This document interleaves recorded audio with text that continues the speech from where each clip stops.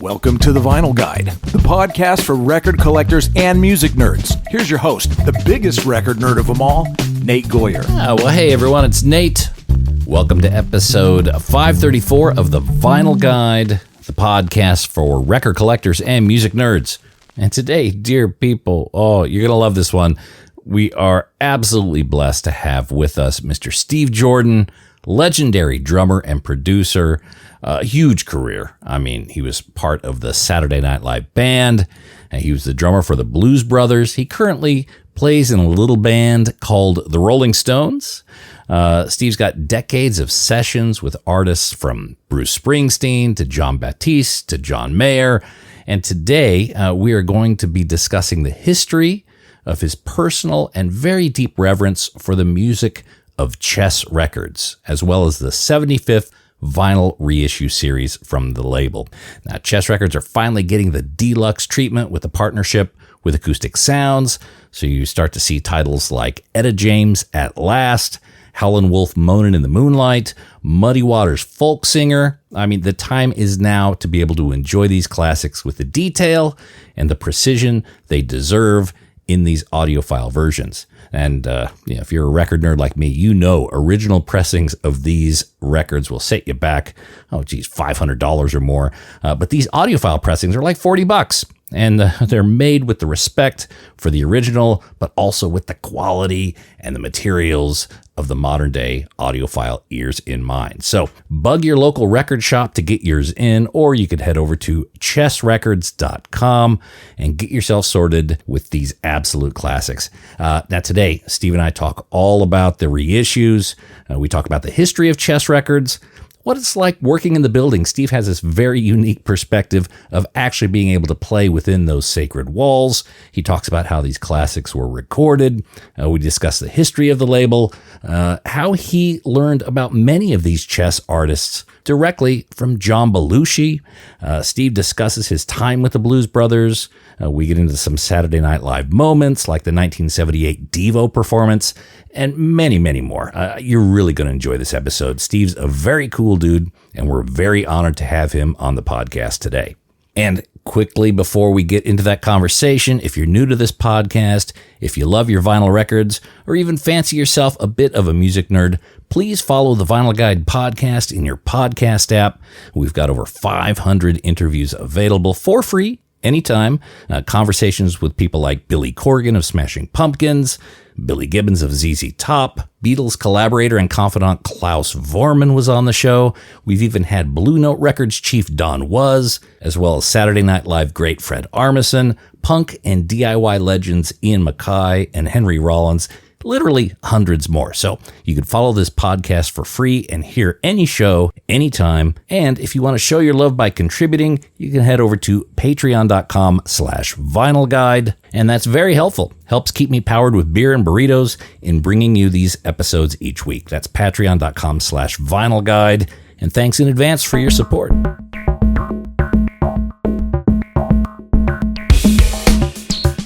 And with that, let's get into the conversation with Steve Jordan about the legend and reissues of Chess Records. Steve, thank you so much for joining us. Now, I understand you're getting ready to go on tour. Who are you doing some dates with? Where are you going after this? Tomorrow I'm running over to Davos, Switzerland to do some work with Jon Batiste. We're playing the Davos Economic Summit, a show there. Then I come back, and then I go to Muscle Shoals, and we're going to be producing Robert Cray's new album down in Muscle Shoals, Alabama, recording at the world-famous Fame Studios. Mm-hmm. And one of many things that we're doing. We're finishing a Willie Mitchell documentary, and the Verbs are finishing the Garage Sale album that we've been working on, and finishing the Tony Joe White record, a posthumous record that we're working on. All for JV Records, our label, and yeah, we've got a lot going on. Oh man, well, thank you for taking time out of your busy schedule. You're a legend in your own right, but today we're going to talk about another legend, the legend of Chess Records.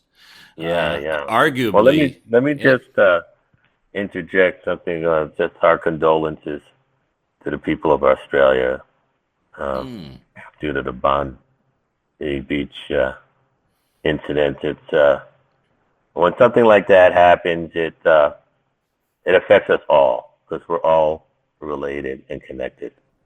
So we feel the pain and just want to lend support to you guys.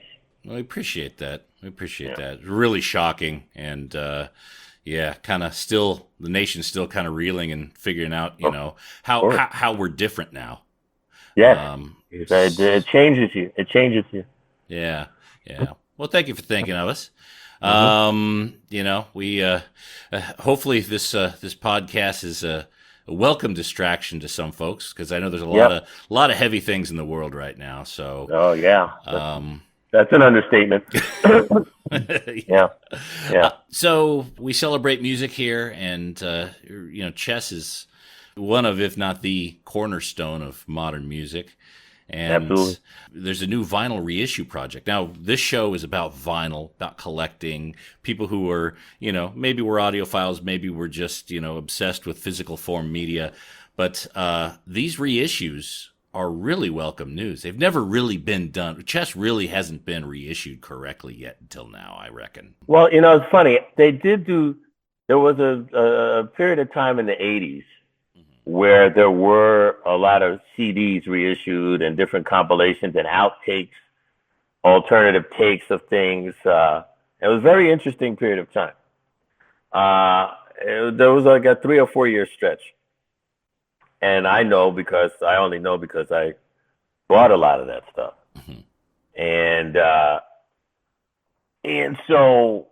But like I said, that was back in the 80s or maybe even in the early 90s. I'm not really sure, but it hasn't been done in quite some time. So I think Jamie Krent and Ken Drucker get a lot of credit for making Universal aware of the catalog that they're sitting on.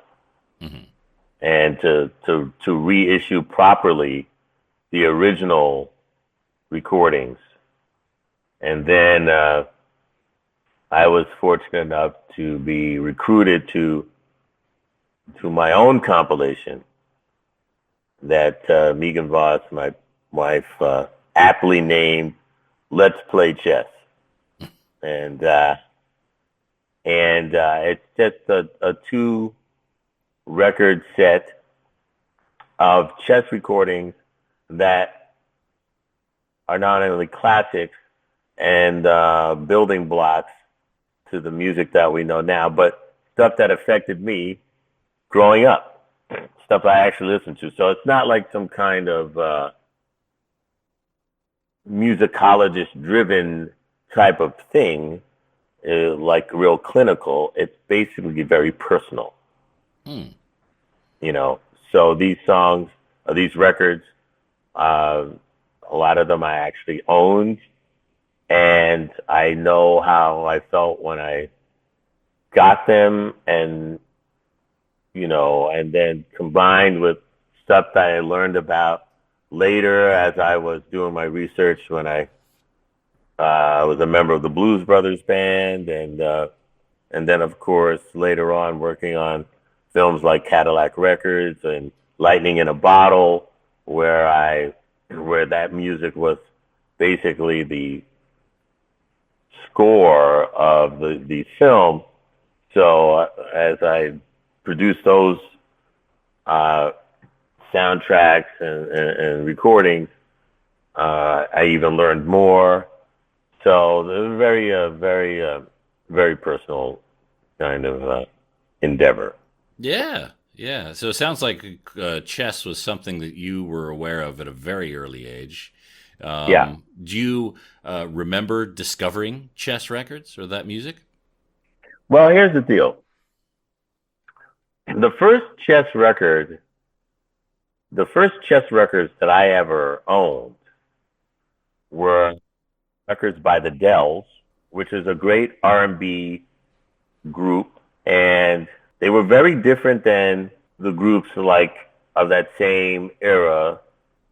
The chess recordings were different than the Motown and Stax recordings. So basically, the Dells were Chicago's versions of version of like the Temptations or the Four Tops, that kind of thing, the Spinners. They had a very not only was there some gospel tinges with the Dells, but they were very hardcore, So you would hear the Dells on R&B radio, not necessarily on AM pop radio. See, in America, you had the pop stations were on the left side of the dial. So you had WMCA, WABC, all that stuff down. And it had a lot to do with the strength of the signal. Mm. So you go down to the left-hand side of the dial, and then on the right, far right, were the R&B stations and stuff with the weaker signal. And that's where you would hear the Dells and groups like that. Now, the other group that I heard was the Ramsey Lewis Trio. Now, they had crossed over, so they were on pop radio on the left side of the dial, so you could hear them, Ramsey Lewis. And then one of my favorite records from the early 60s, mid to early 60s, was by Tommy Tucker called High Heeled Sneakers. And I played that record to death as a kid. I just played it over and over again. I was like addicted to that record. And that was on the Checkers subsidiary, which was, So, and those records are on this compilation, Let's Play Chess, those recordings. Yeah. Because they meant something to me, and those were some of the earliest chess records that, I heard and collected. Now, as far as Chuck Berry goes, I was 8 years old when I first heard Roll Over Beethoven, but it wasn't Chuck Berry's version, it was the Beatles version. Mm. So I didn't listen to the original version until probably late 64, 65, and that's always interesting, the British invasion regurgitating the music that was, from here that, at a certain point was like shipped overseas or just completely rejected, or made to actually be tamed, because, the original artists like Chuck Berry and Bo Diddley and Little Richard, they created quite a stir for the establishment. And it was very threatening to the American establishment. And quite frankly, to go deeper, it was a racial issue. Yeah. And that's why you had versions, Pat Boone doing Tutti Frutti. You know what I mean? It's like, well, are you kidding me? You're kidding me, right? You know what I mean? It's like, oh my God! But that's what we were doing. Yeah, yeah. Some of those videos from back in the day, especially Pat Boone doing those songs, they're so corny, they're so cringe. But you can't get any cornier. It's impossible. So this reissue campaign, it's encompassing Chess, Checker, Argo, all the different subsidiaries, right? Okay, right. Mm-hmm. And there's some iconic titles out right now. There's some Muddy. Right. There's some Howlin' Wolf. Right. Etta James At Last, which I've been waiting for one of these because I don't know if you know this or not. The original versions, the original issues of At Last are easily $400 or $500 for a decent copy. I did not know that. Yeah. But it makes sense. It makes total sense. Such an iconic record, and everyone wants it. So now it's being properly done. And this is with acoustic sounds, yeah? This is okay. Yeah. Well, I believe that's the case. Okay. Yeah. Because that's Chad Kassem's organization, and he's the right guy to do it, I reckon. Right. Yeah. Do you know if like the master tapes and the materials from back in the day, they were used? Did they survive? Did Chess save a lot of that stuff? Well, there's a lot of stuff that was lost in the fire. Oh, the 2009 one or whatever? Yeah. Whatever that was. Now, of course, we did find that there were masters, there were, duplicates in Europe.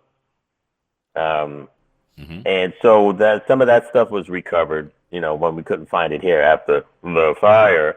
And but yeah, so we lucked out with retrieving some stuff from Europe, which was a kind of A blessing. a boon. Yeah, a real blessing indeed. Okay.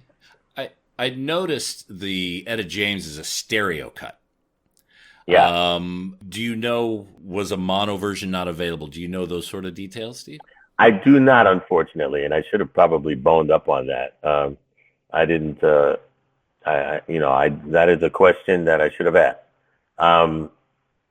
But I do know that later on, all labels started to make stereo versions of everything that they had cut in mono. That was like the going thing, it's just basically another way to sell the same record, which the record business has been doing for, decades, Yeah. Anytime there's a new excuse to reissue the same thing, they're going to do it, Sure. So when stereo came into existence, so then we had to have stereo versions. It didn't matter if it was like resembled anything correct. And then, it's just like, we're just going to make a stereo version. So if like all the vocals are on the right side, so be it. I remember hearing some of the first Beatles stereo versions of things, and the Beatles, they only approved mono versions of masters, so they didn't even hear the stereo versions.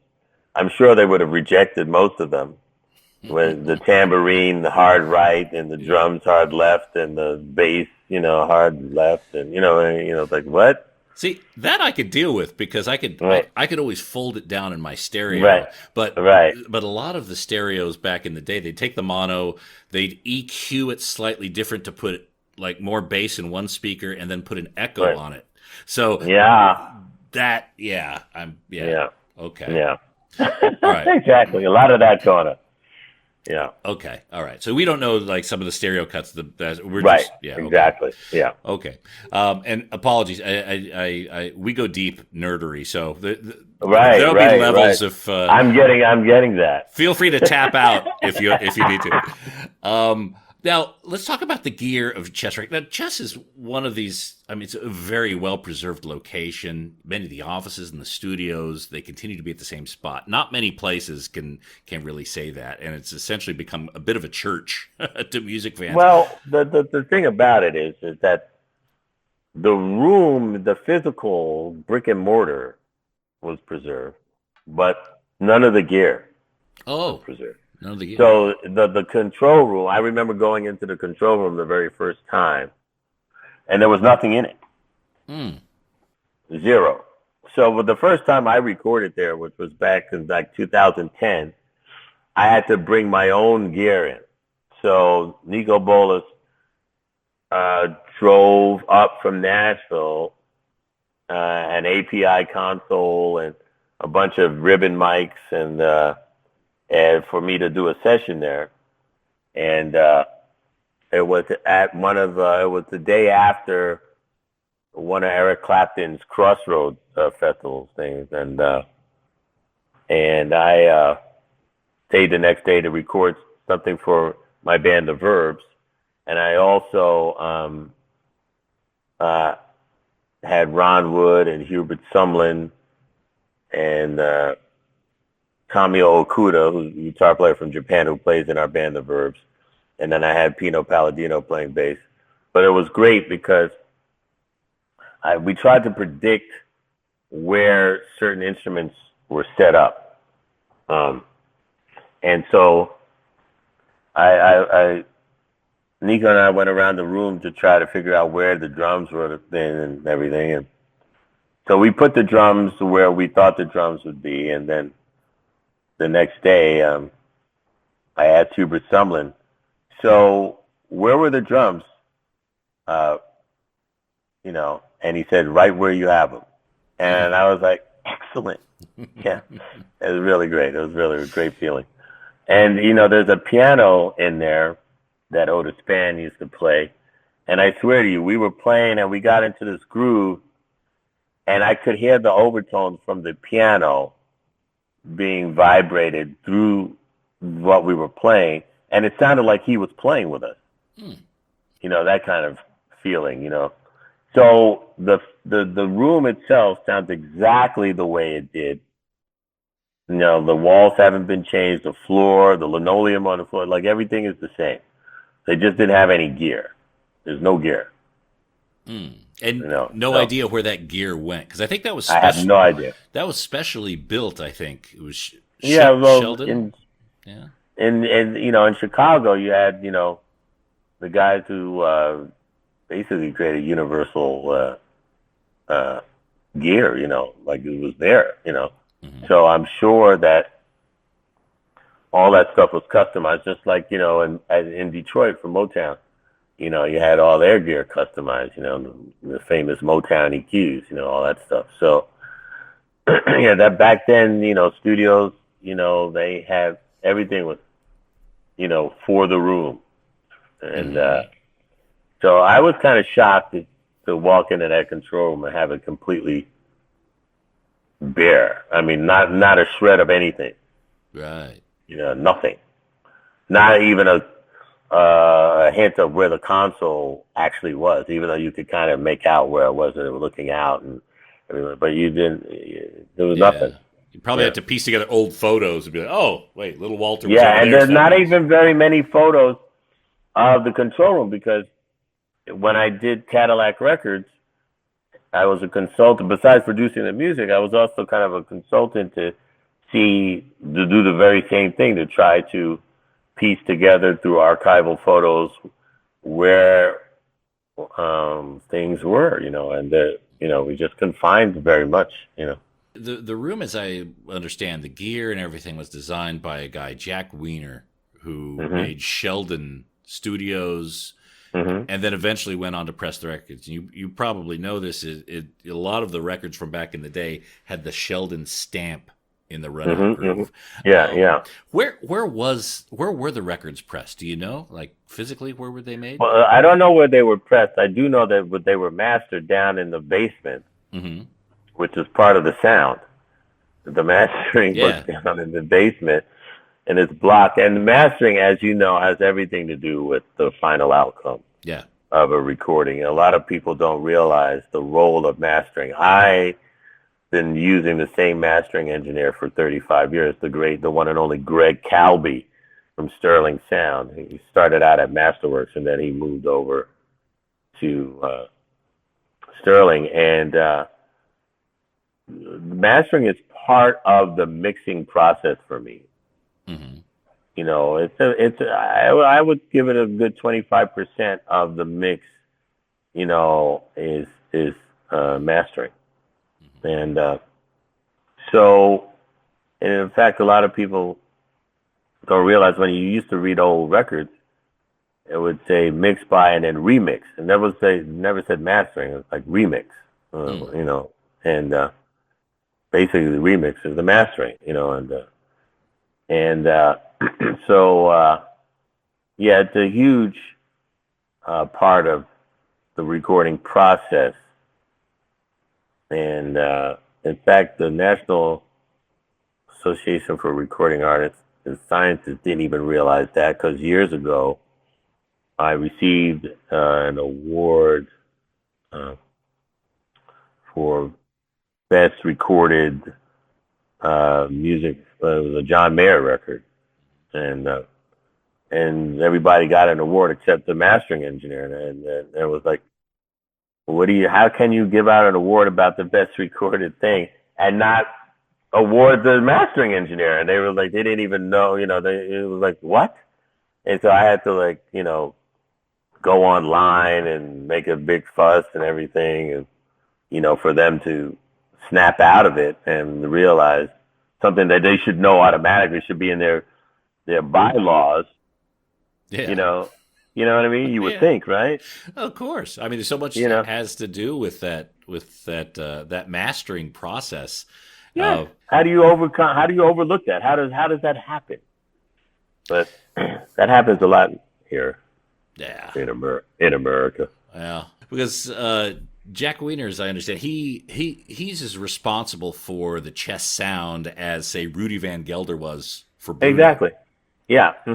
Do you know if there's many, I don't know, chess test pressings or acetates out there? That I do not know that. I do not. I look if there are, I'd like to have one. That's for sure. But I don't know. I do not know. I know basically our involvement with the whole reissue thing is that Universal owns the masters, and they actually didn't realize they were sitting on all of this stuff, and it was Jamie Krentz who kind of notified Universal that, oh, hello, this is the 75th anniversary of chess, and you have all of the stuff.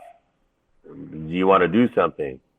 And they, oh, it could be a good idea. And he said, well, I think that you should recruit Steve Jordan to help you reissue some stuff and put together something because he knows the catalog. And that's how I got involved, really, through Jamie. And then, of course, working with Ken Drucker, who really oversees a lot of that catalog, in addition to the Verve catalog. Right. We were able to, we got a nice thing, the three of us working together, preserving this music and reacquainting the public with this catalog, and we're very proud of that. I can't wait to get my hands on those reissues, especially just kind of knowing the lineage and the quality, especially of like acoustic sounds. As they press them. Now, is this going to be something like, right now there's maybe 10 dozen titles that were announced. Is this going to be like another 10 or a dozen every year? Absolutely. We're going, so far we have a schedule where we have another, like, I guess 5 or 6 months, I guess, of releases, and then we'll see what's left, worth reissuing. So, it's very exciting, because it's like this whole thing where people will get to not only just hear the one song, but hear the entire body of work, and get to be reacquainted, and not even reacquainted, just acquainted, period, with the albums, and very exciting. Yeah. Don was telling me, he said, in a reissue campaign, selecting the first 50 isn't too difficult. It's the next 50 that becomes complicated. So you guys have a roadmap, I guess. We do. Okay. Good. Does that include some of the Cadet concept releases? I have to look at the list, but I believe some of the Cadet concept stuff is in there. Maybe later on. But I do believe that that's part of the campaign. Yeah. Do you know what's happening with a lot of the recordings that were made for 78s? They were later repurposed for LPs and compilations. So I'm assuming that's the form that we'll be hearing things like Rolling Stone and whatnot in terms of like the compilations. Yeah. Yeah, nothing obviously will be re-released in 78. Right? Wax even though that would be, exactly. But not that wouldn't be a great idea, actually, for real deep dive collectors. Yeah, you may sell 16 of them. Exactly. Oh, well. Do you know what the biggest selling record is in chess history?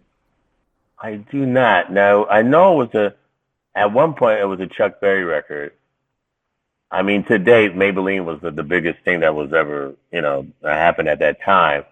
I don't recall later on what it was, but it would have to be some of the Chuck Berry stuff. I don't see anything really eclipsing that.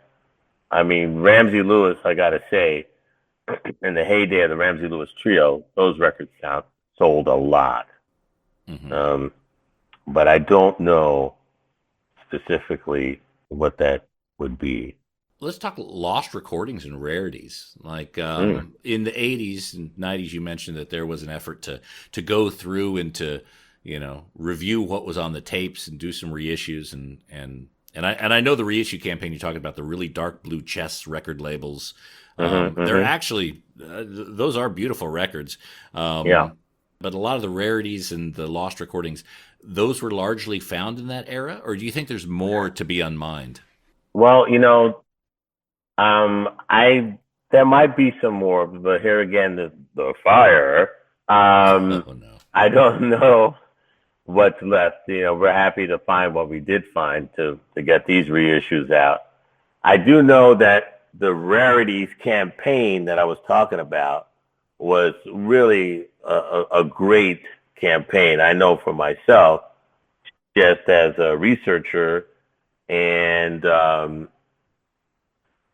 there were two Rarity issues that were really fantastic: a Chuck Berry one and a Lowell Folsom one. And the Lowell Folsom one was amazing because they had about 3 or 4 different versions of Tolling Bells. And the run-up, every take, was just a little different until they got to the take that they released. But there was a take right before the final take that was released that to me was extraordinary. And that's my favorite one. So when I recorded Robert Cray doing Tolling Bells, we referenced that version, which was very deep. It was almost, I think, actually it was too deep for a commercial release. It was so deep and dark, and it really spoke to what the song was about. And I think it was too much. And so they pulled back from that depth to try to make it more palatable for the public so it could sell. Mm-hmm. But that version was so deep and dark, and it really struck a nerve. And so that's what we focused on, that version and the qualities that led to that feeling and that sound. And that's one of my favorite things. And that's why the Rarities campaign of the 80s or early 90s, whatever, were so great, because you could really, oh, wow, okay, you worked up to that. It's like finding, bootlegs, basically. It was like a sanctioned bootleg. Yeah. You didn't have to feel guilty about listening, and it was of a better quality than a bootleg. So, yeah. Well, a lot of times you'll find, rarely do you find a bootleg that sounds or feels better than the original. They released that lightning in the bottle version, but this other version you're talking about, I'd love to hear it and kind of compare it. Now, you've recorded, obviously, in the Chess Building, Fame Studios, some pretty remarkable locations, I would imagine. Now, how, as an artist, tapping into the environment, feeling the energy, the vibe that's in the room, how important is that? And can you talk a little bit about how that impacts you as an artist when you're creating art in some of these sacred places? Well, as you said, they're sacred places, first of all. And if you're really a fan of the music that came out of these places, you usually go there to tap into that particular sound. So, for instance, a studio like Royal Recording in Memphis, Tennessee, which was basically a studio cultivated by the late, great Willie Mitchell, he worked on the sound of that room, which was an old movie theater, basically. And he worked on that sound for a very long time to get it just the way he wanted it. Because not only was he an engineer, but he was a great composer, a great arranger, a great songwriter. All of those ingredients led to the sound that he was looking for. And if you listen to any of those high recordings, especially the Al Green recordings, you know that nothing had ever sounded like that before or after. He worked diligently on creating that sound. He would walk around the studio every day hitting a snare drum to get the sound that he wanted. And the most identifiable sound of a high record is the snare drum sound. And he worked and layered wool on walls and everything just to get that sound. And once he got it, that was it. And he didn't change a thing afterwards, and it hasn't been changed since. So when I go to record Royal, whether I'm recording John Mayer or Buddy Guy or Robert Cray or Rod Stewart or any of the people that I've recorded there, I go there. Well, I went there initially to record Keith Richards. We had a song called Make No Mistake for the Talk Is Cheap record. And we did, when we were writing the song, it started out where Keith had a chord progression, beautiful chord progression. And he would just play it over and over again. We didn't know where it was going to go. We didn't, And then we were trying to figure out what to do with it. I said, why don't we put like a kind of a Willie Mitchell type of groove to it? And then we did that, and then it started to come alive. And then,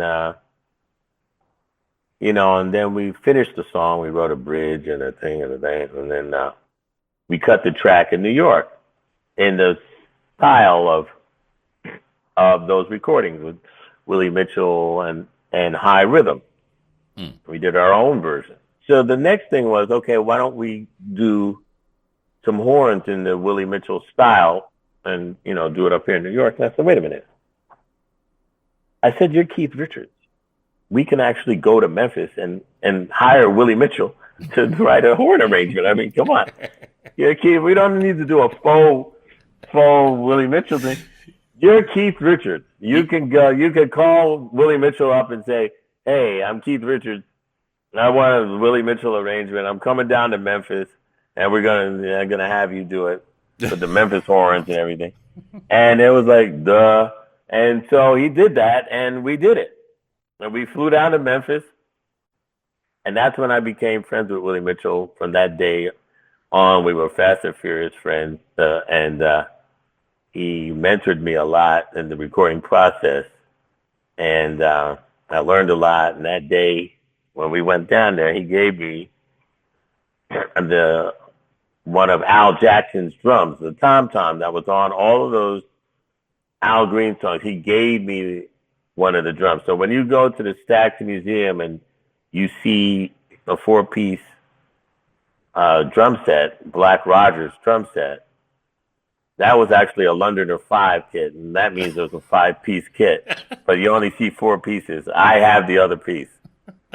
So just so that you know, if you're confused when you go to the museum and you say, "Wait a minute," yes, I have the other drum, the other tom-tom, and but that led to a long-standing friendship, and we became family. And so anyway, we recorded the horns there, and they wouldn't have sounded like that anywhere else in the world except in that room. And then really the thing is, which I learned later, which I started to do immediately, was you have to do the whole thing there. You have to record the track there, overdub everything, and then mix it there. And if you do that, it'll sound exactly the way you want it. So, and it'll sound like that. So when we recorded Robert Cray and High Rhythm for JV Records a couple of years ago, that's what I did. I recorded with High Rhythm, with Robert, in that room. We overdubbed in that room. We mixed it in that room, and it sounded exactly the way that it was supposed to sound. Wow. And that's the whole thing. Mm-hmm. So that happens a lot. I'll be doing that when I take Robert down to Fame in Muscle Shoals. We're going to do the same process. Record it there, overdub there, and mix it there. Wow. It's interesting. You've got this almost full circle story because the Stones were so influenced by Chess Records. They even did a session there in the 60s. And now here you are playing with them. Is there an opportunity, or has there been a moment when, those two worlds collide back inside the Chess building? Not as of yet, but you never know. I mean, you never can tell. Maybe Keith and I will end up doing something in there, because we work independently of the Stones, and we're going to be recording because we always write together, and anytime we get together and go in the studio, we're in there, and we do stuff. So that's more of a possibility than maybe the actual Stones going in there. But yeah, that's not a dead issue by any means. Okay. I mean, like I said,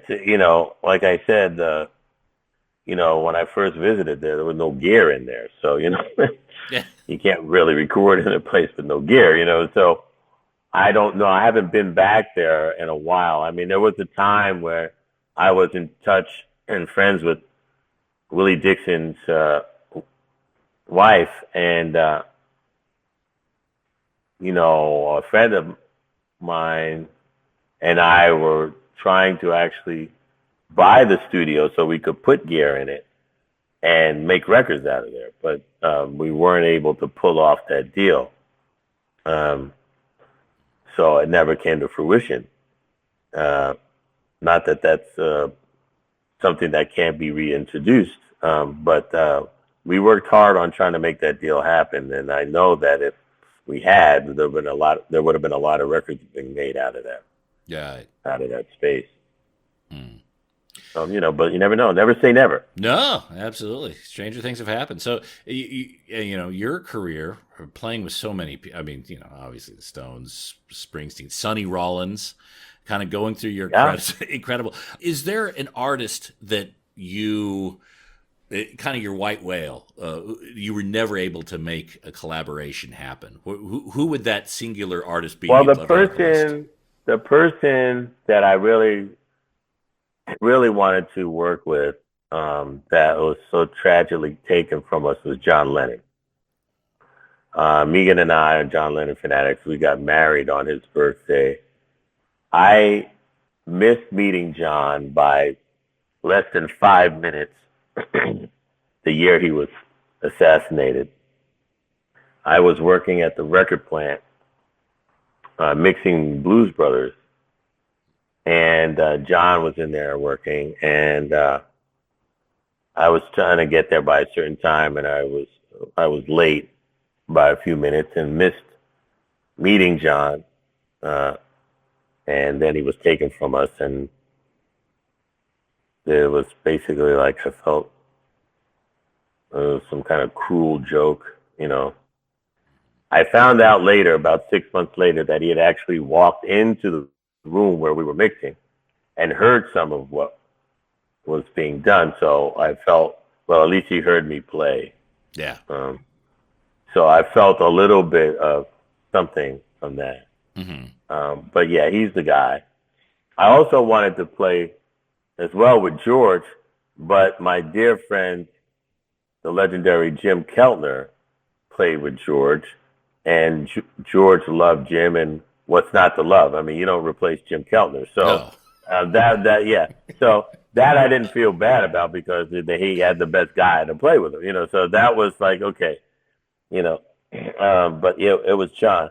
I finally got a chance to play with Paul when we recorded the Hackney Diamonds record, and Paul played on 2 tracks, and I think the second track didn't come out on Hackney Diamonds. The second track will come out on the new Stones record, I believe. But that was we had a ball playing together, so I took that off the bucket list there. we had such a gas playing together, and it was great. And he was having fun because he didn't have to be the band leader; he could just play bass. So it really made it fun for him, and so he could really get in there and just play the bass. Is there an artist that you, in recent memory, that you get nervous playing with? No, I'm not getting nervous. I can get excited, really excited. I mean, I love playing with Stevie Winwood. He's a genius, and he got to play on this new Stones record that we made. He really brought the whole thing up to another level, as with the musicianship, Okay. I don't really get nervous.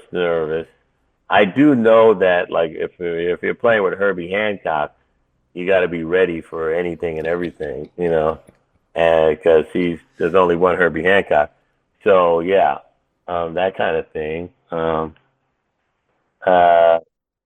but I've just been really fortunate to play with all of these incredible artists, these legends. But I think because I'm such a fan that it makes it okay for everybody involved. There's no kind of ego thing or whatever. They don't have to worry about anything. I'm just such a fan guy that I'm just so happy to be there, and that they are actually interested in playing with me. That it's great, So I've been in a lot of situations that I have to pinch myself. Wow, like this is really happening, huh? Okay. That's a Beatle right there. Yeah, exactly. I mean, look, 8 years old. I first saw him 8 years old. I'm drawing pictures of Ringo's drum set, instead of working on the school assignment, that kind of thing. So to be able to actually know him, and actually to be really good friends with his son, who I love. I love Zach Starkey's playing. I think he's one of the best. He understands the music, and I remember seeing Zach play with The Who when Entwistle was still alive at Madison Square Garden for the concert in New York. I was there. Megan and I were there. It was mind-blowing, Yeah, so, I'm very fortunate. I know all these people and can call them my friends, and they're brilliant. Yeah. Wait, now, you recorded with Blues Brothers. Were you playing with Blues Brothers? Like, they started off, as I understand, in kind of those post-Saturday Night Live jams after hours in New York.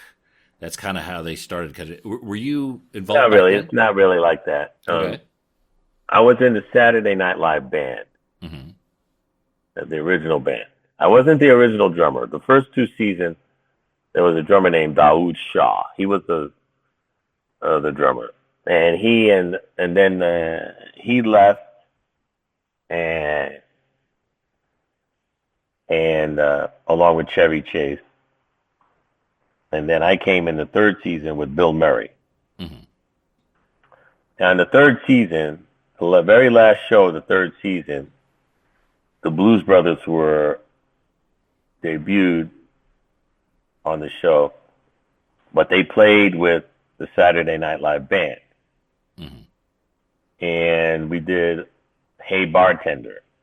And then after that was, like I said, that was the final show of the season. And after that, John wanted to form a band.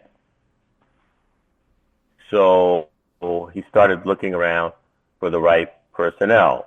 And we were hanging out in Martha's Vineyard and all kinds of stuff in the summer as he was putting the band together. And he had an idea of having Steve Cropper and Doug Dunn be in the band, which Ahmet Ertegun wasn't really all that excited about because he thought that they were old hat, if you can believe that.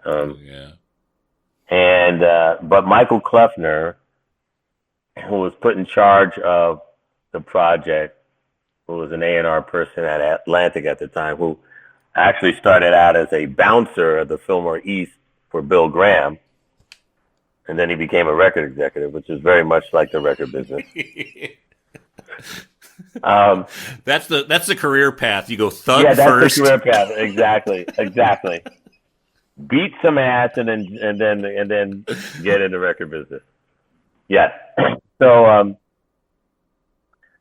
he was Ahmed just wasn't keen on the whole idea, but John was a relentless character, and when he had a thought in his mind about doing something, he was convinced that it could be done. So he was putting this band together, and he wanted me to be the drummer. And needless to say, I was excited about it. And there were a lot of people who wanted to play drums in this band because they knew it was going to be hot, and it was going to get a lot of coverage. And, Paul Schaefer, who was in the Saturday Night Live band, was named the musical director of the band. When they hired Steve and Duck, obviously they were partners from childhood. And then here's the kicker. So they hired Matt Guitar Murphy. I'd never heard of Matt Guitar Murphy. You talk about full circle. He's a freaking chess legend. Okay. He was a chess session player, and he played even some Chuck Berry stuff, and he played on all this chess stuff. I had no idea who he was. I never saw him before. I never heard of him. He was great, but I didn't know who he was. So you talk about full circle. Now that I'm this chess guy now. Yeah. I was playing with a chess guy when I was 19 years old. I had no idea.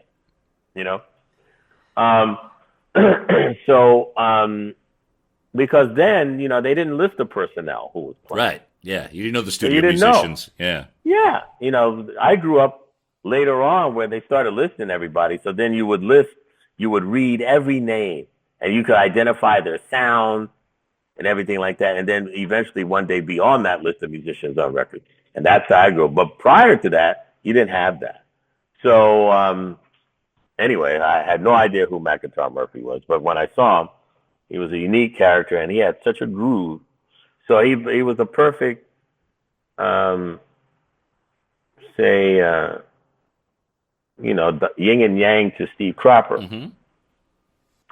So we had this thing, and then we had the horns from Saturday Night Live, 3 of the horns, Lou Marini, Tom Malone, and Alan Rubin. But when we went to California, to LA to rehearse, Lou Marini wasn't able to join us at the very beginning. So we recruited Tom Scott to sub for him while he was gone. And then when he did come, well, you don't replace Tom Scott. You don't, discard Tom Scott. So then we became a 4-piece horn section. Mm-hmm. And then Tom played baritone, the second tenor if we needed, that kind of thing. That's how it became a 4-piece horn section. So that's basically how it came to pass. Mm. And so we did rehearse in New York, but it wasn't like, we would go in and jam at night. And, that didn't happen. What did happen was John and I lived very close to one another. His office was 2 blocks away from my loft, and then his house, or he lived in a carriage house on 9th Street, and I was on 18th Street. So I would go down to his place, nightly or whatever, and we would listen. And he turned me on to a lot of the chess catalog because he's from Chicago. Yeah. So that's how that happened. So he kind of kickstarted my education on listening to the original catalog. I didn't really listen to Willie Maybon before the Blues Brothers. I didn't even know who he was. Yeah. Okay. All right. So he was the deep dive into chess. Absolutely. Back, yeah. He's the Chicago native. Dan Aykroyd was from Canada, from Toronto, and all that stuff. But John is like, Chicago. Wow. Steve, I know we only have a few more minutes. I do got to ask you this, though. Working with John, working with Saturday Night Live, were you around when the band Fear played SNL, the punk band? Absolutely. What were your memories of that day? Oh, man, that was wild. I mean, that was like the first 5 years of the show were the golden years. I was there behind camera one when Elvis Costello decided to stop the song and go into another song. I was there. I was right there. He was like right in front, like he was 10 feet away from me. Mm-hmm. That kind of thing. A lot of stuff happened like that. That was part of the beauty of live television. But yeah, I saw Ray Charles playing with his band. It was great. I can't even recall all the wonderful things. And I did it twice. I did it in the first 5 years. I did the 3rd season and the beginning of the 4th season. I was the beginning of the fourth season, the second show of the fourth season, I was a guest because the Blues Brothers played. Oh, okay. And we had a #1 record. You know, the Blues Brothers album, Briefcase Full of Blues, went to #1 in 7 weeks. We were a phenomenon. It was, it just caught fire. So we recorded the thing over the summer at the Universal Amphitheater. We did 10 shows, opening for Steve Martin, who was the hottest comedian in the world at the time. And we were the opening act. Nobody knew what to really expect because, they saw the one-time appearance on Saturday Night Live at the end of the season. And it wasn't with the Blues Brothers band. It was the Saturday Night Live band. So they didn't know what to expect. They didn't know if it was going to be just pure comedy or whatever. Everybody was blown away by the veracity of the band and the personnel in the band. And we knew that we were going to shock people. And we took great pleasure in knowing that we were going to blow everybody's mind because we were a band with some serious cats. With that firepower, how could you not? Yeah. So when we came out playing the fanfare of "I Can't Turn You Loose," people didn't know what they didn't. It was like standing up and the hair flying back, and they didn't know what was happening. There's so many legendary moments there. The moment with Fear just always kind of sticks out because it's never really been discussed too much. Saturday Night Live has never really shared that full video. Well, they didn't. When they did this 50th anniversary thing in there, they missed so many moments. Yeah, because they had people working on it that had nothing to do with the show. So it didn't. It paled what it could have been. Yeah. When you have people who weren't around work on something, they don't really know. Yeah.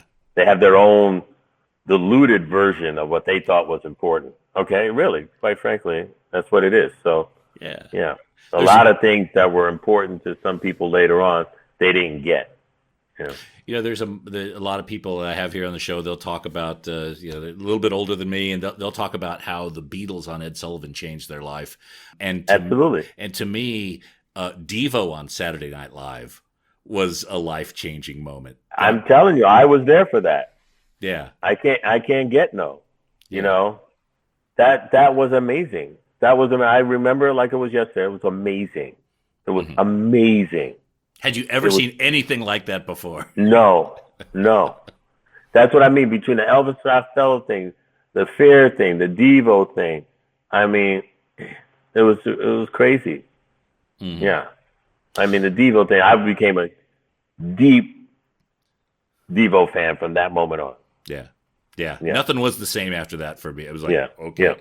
Yeah. Well, look, Steve, I know you got limited time. I really appreciate you spending a moment with me. This has been great. I'm sorry I wasn't able to answer a couple of those questions. That's all right. We go deep. We try to find some information, a little bit of scratch, because record collectors are pretty obsessive. I gather. I gather. I'll be prepared the next time. When we do part 2, I'll be more prepared. Hey, we definitely will. And again, I want to remind people the Chess reissues. Go to chessrecords.com. Muddy Waters, Howlin' Wolf, Etta James, At Last, finally a proper reissue. They're partnering with Acoustic Sounds. You got to hear these. And let's get that Let's Play Chess compilation that I worked on there. You got to do that because you're going to have fun listening to it. A lot of people don't know that the very first Chess record released was a jazz record. Okay. So that's, a lot of, it's not just stuff that was important to me, but it's historically based. 100%. So yeah. Absolutely. Gene Ammons. Yep. 1425. Before you go, Steve, what's your favorite drummer joke? I don't have one. You don't have one? No. All right, I'll give you one. Okay, give me one.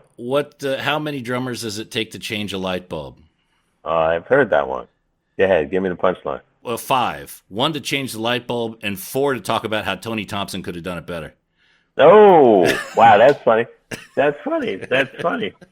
Well, I think Tony would really like that. The late, great Tony Thompson, who I knew. That's good. Excellent. Yeah. All right. I think he'd like that. All right, brother. You be well, Steve. You too. Thanks. Take care, mate. Cheers. Bye-bye.